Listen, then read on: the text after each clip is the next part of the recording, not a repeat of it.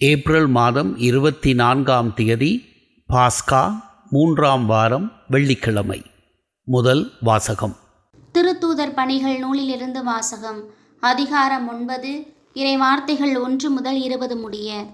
சவுல் சீறி எழுந்து ஆண்டவரின் சீடர்களை கொன்றுவிடுவதாக அச்சுறுத்தி வந்தார். அவர் தலைமை குருவை அணுகி, இந்த புதிய நெறியைச் சார்ந்த ஆண் பெண் யாராயிருந்தாலும் அவர்களை கைது செய்து எருசலேமுக்கு இழுத்து கொண்டு வர தமஸ்கு நகரில் உள்ள தொழுகை கூடங்களுக்கு கடிதங்களை கேட்டு வாங்கினார். இவ்வாறு அவர் புறப்பட்டு சென்று தமஸ்குவை நெருங்கிய போது திடீரென வானத்திலிருந்து தோன்றிய ஓர் ஒளி அவரை சூழ்ந்து ஒளிர்ந்தது. அவர் தரையில் விழ, சவுலே சவுலே, ஏன் என்னை துன்புறுத்துகிறாய் என்று தம்மோடு பேசும் குரலை கேட்டார். அதற்கு அவர், ஆண்டவரே, நீர் யார் என்றார். ஆண்டவர், நீ துன்புறுத்தும் இயேசு நானே. நீ எழுந்து நகருக்குள் செல். நீ என்ன செய்ய வேண்டும் என்பது அங்கே உனக்கு சொல்லப்படும் என்றார். அவரோடு பயணம் செய்தோர் இக்குரலை கேட்டனர். ஆனால் ஒருவரையும் காணாமல் வாயடைத்து நின்றனர். சவுல் தரையிலிருந்து எழுந்தார். அவர் தம் கண்கள் திறந்திருந்தும் அவரால் எதையும் பார்க்க முடியவில்லை. எனவே அவர்கள் அவருடைய கைகளை பிடித்து அவரை தமஸ்குவுக்கு அழைத்துச் சென்றார்கள். அவர் 3 நாள் பார்வையற்றிருந்தார். அந்நாள்களில் அவர் உண்ணவும் இல்லை, குடிக்கவும் இல்லை. தமஸ்குவில் அனனியா என்னும் பெயருடைய சீடர் ஒருவர் இருந்தார். ஆண்டவர் அவருக்கு தோன்றி, அனனியாவே என்று அழைக்க, அவர், ஆண்டவரே, இதோ அடியேன் என்றார். அப்போது ஆண்டவர் அவரிடம், நீ எழுந்து நேர்த்தெரு என்னும் சந்துக்கு போய் யூதாவின் வீட்டில் தர்சு நகரத்தவராகிய சவுல் என்பவரை தேடு. அவர் இப்போது இறைவனிடம் வேண்டிக் கொண்டிருக்கிறார். அனனியா என்னும் பெயருடைய ஒருவர் வந்து தாம் மீண்டும் பார்வை அடையுமாறு தம் கைகளை வைப்பதாக அவர் காட்சி கண்டுள்ளார் என்று கூறினார். அதற்கு அனனியா மறுமொழியாக, ஆண்டவரே, இம்மனிதன் எருசலேமில் உள்ள இறைமக்களுக்கு என்னென்ன தீமைகள் செய்தான் என்பதை பற்றி பலர் கூற கேட்டிருக்கிறேன். உம் பெயரை அறிக்கையிடும் அனைவரையும் கைது செய்வதற்காக தலைமை குருக்களிடமிருந்து அதிகாரம் பெற்று இங்கே வந்திருக்கிறான் என்றார். அதற்கு ஆண்டவர் அவரிடம், நீ செல், ஏனெனில் அவர் பிற இனத்தவருக்கும் அரசர்களுக்கும் இஸ்ரேல் மக்களுக்கும் முன்பாக எனது பெயரை எடுத்துச் சொல்ல நான் தேர்ந்தெடுத்து கொண்ட கருவியாயிருக்கிறார். என் பெயரின் பொருட்டு அவர் எத்துணை துன்புற வேண்டும் என்பதை நான் அவருக்கு எடுத்து காட்டுவேன் என்றார். அனனியா அங்கிருந்து போய் அந்த வீட்டுக்குள் சென்று கைகளை அவர் மீது வைத்து, சகோதரர் சவுலே, நீர் வந்த வழியில் உமக்கு தோன்றிய ஆண்டவராகிய இயேசு நீர் மீண்டும் பார்வை அடையவும் தூய ஆவியால் ஆட்கொள்ளப்படவும் என்னை உம்மிடம் அனுப்பியுள்ளார் என்றார். உடனே சவுலின் கண்களிலிருந்து செதில்கள் போன்றவை விழவே அவர் மீண்டும் பார்வை அடைந்து எழுந்து திருமுழுக்கு பெற்றார். பின்பு அவர் உணவு அருந்தி வலிமை பெற்றார். சில நாட்களாக சவுல் தமஸ்குவில் சீடர்களுடன் தங்கியிருந்தார். உடனடியாக அவர் இயேசுவே இறைமகன் என்று தொழுகை கூடங்களில் பறைசாற்றத் தொடங்கினார். ஆண்டவரின் அருள்வாக்கு. இறைவா, உமக்கு நன்றி. நற்செய்தி வாசகம். எனது சதை உண்மையான உணவு, எனது இரத்தம் உண்மையான பானம். யோவான் எழுதிய தூய நற்செய்தியிலிருந்து வாசகம். அதிகாரம் 6, வசனங்கள் 52 59 வரை. அக்காலத்தில் நான் உண்பதற்கு இவர் தமது சதையை எப்படி கொடுக்க இயலும் என்ற வாக்குவாதம் யூதர்களிடையே எழுந்தது.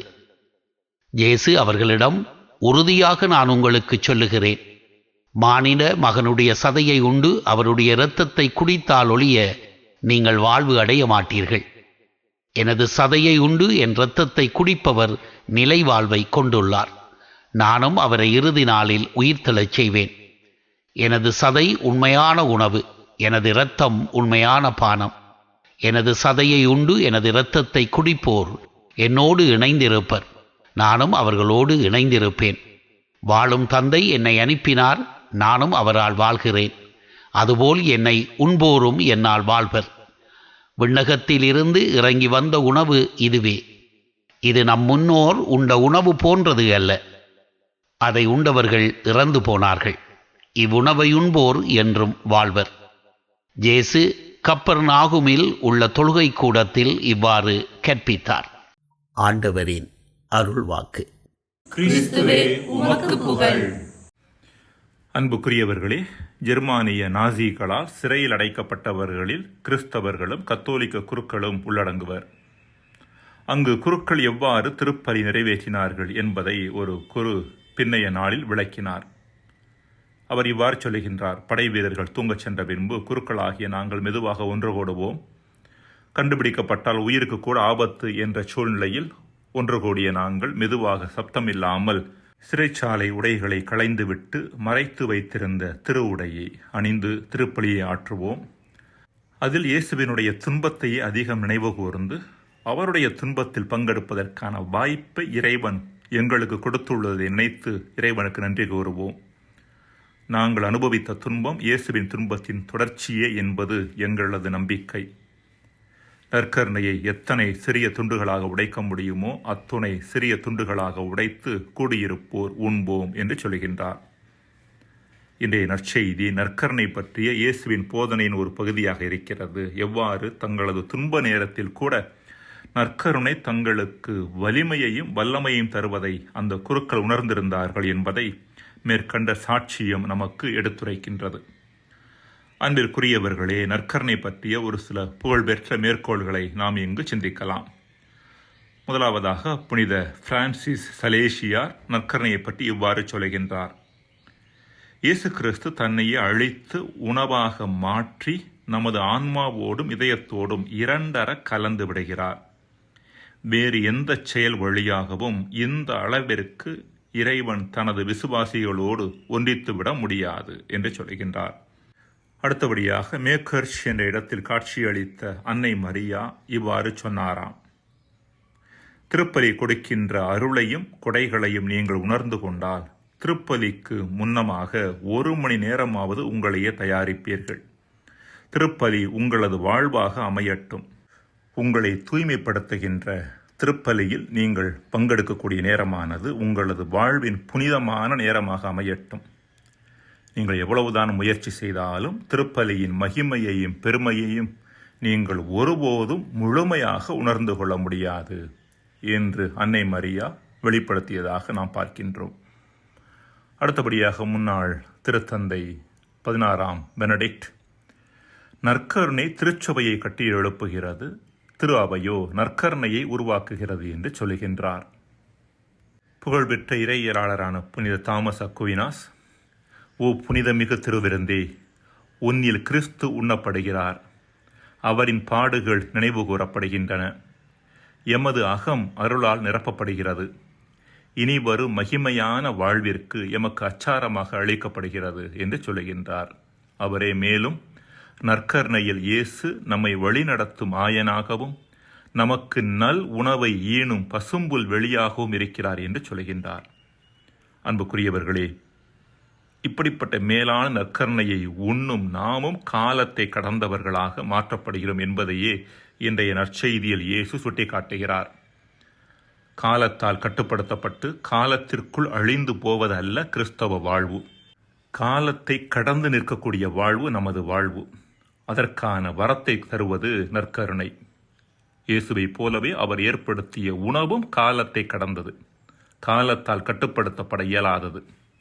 இறந்த காலம், எதிர்காலம், நிகழ்காலம் ஆகிய முக்காலங்களையும் உள்ளடக்கியது நற்கருணை மறைபொருள். அன்புக்குரியவர்களே, இத்தகைய மேலான நற்கருணை விருந்தில் நாம் எத்தகைய மனநிலையோடு பங்கெடுக்கிறோம் என்று சிந்தித்து பார்ப்பது அவசியமானது.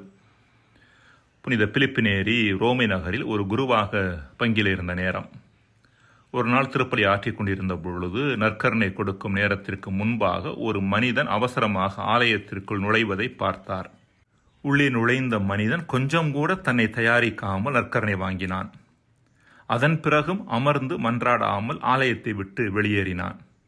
இதை பார்த்த பிலிப்பினேரி 2 பீடச் சிறுவர்களை அழைத்து 2 எரியும் திரிகளை அவர்களிடம் கொடுத்து அந்த மனிதன் போகின்ற இடமெல்லாம் சிறிது நேரம் போகுமாறு சொல்லி அனுப்பினாராம். திருப்பலியில் அரைகுறையாக பங்கெடுப்பதும் தவறு, அரைகுறை மனநிலையோடும் பங்கெடுப்பதும் தவறு. மன்றாடுவோமாக.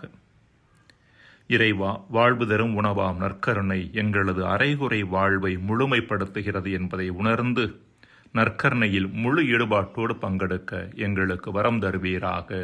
ஆமேன்.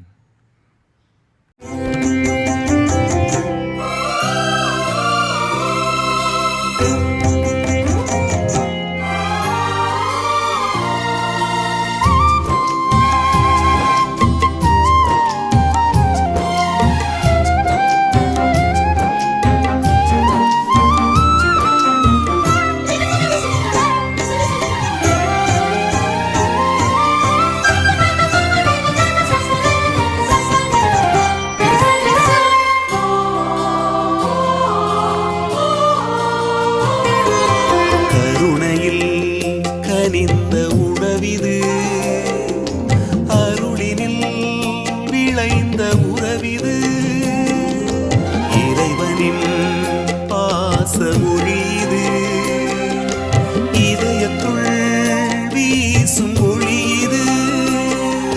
கருணையில் கனிந்த உணவிது, அருளினில் விளைந்த உறவிது, இறைவனின் பாசமொழிது, இதயத்துள் வீசும் ஒளிது. இதை உண்ணும் எவரும் என்றுமே பசியை அறிந்திடார், இதை பருகும் எவரும் என்றுமே தாகம் தெரிந்திடார். இதை உண்ணும் எவரும் என்றுமே பசியை அறிந்திடார், இதை பருகும் எவரும் என்றுமே தாகம் தெரிந்திடார்.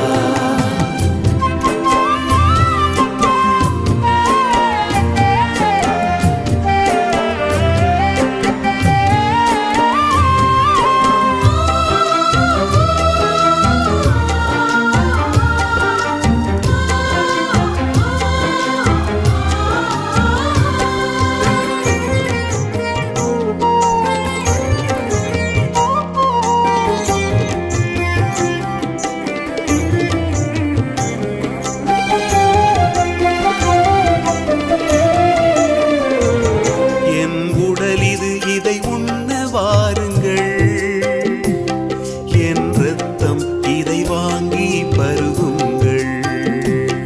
என் உடலிது, இதை உண்ண வாருங்கள், என் இரத்தம் இதை வாங்கி பருகுங்கள். உண்ணும் போது இறைவனின் திருவுடலாகிறோம், உலகம் வாழ நம்மை வழங்கும் அழைப்பை பெறுகிறோம்.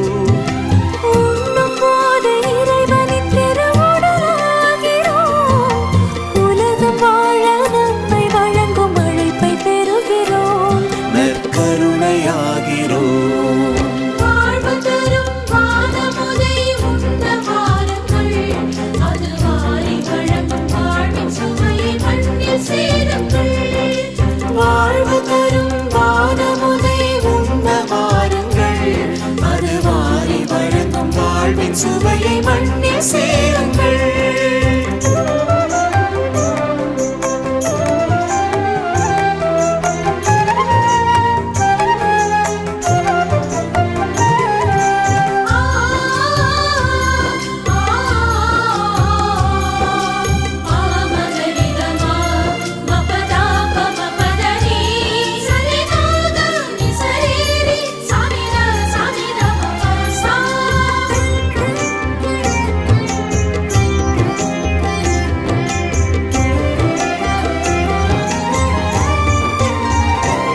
புது உடன்படிக்கை நெஞ்சில் கொள்ளுங்கள், திருவிருந்தினை நினைவாய் செய்யுங்கள்.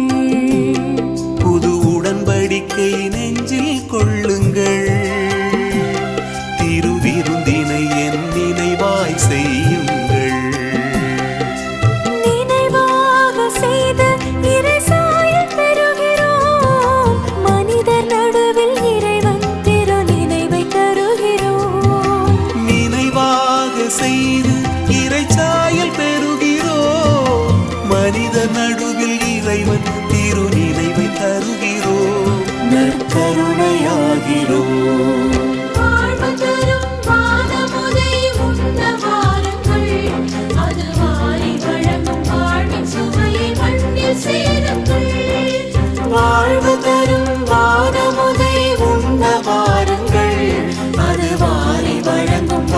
சுவையை மண்ணில் சேருங்கள். கருணையில் கனிந்த உணவிது, அருளினில் விளைந்த உறவிது. இறைவனின் பாசமொழிது, இதயத்துள் வீசும் மொழிது. இதை உண்ணும் எவரும் என்றுமே பசியை அறிந்திடார். இதை பருகும் எவரும் என்றுமே தாகம் தெரிந்திடார். இதை உண்ணும் எவரும் என்றுமே பசியை அறிந்திடார். இதை பருகும் எவரும்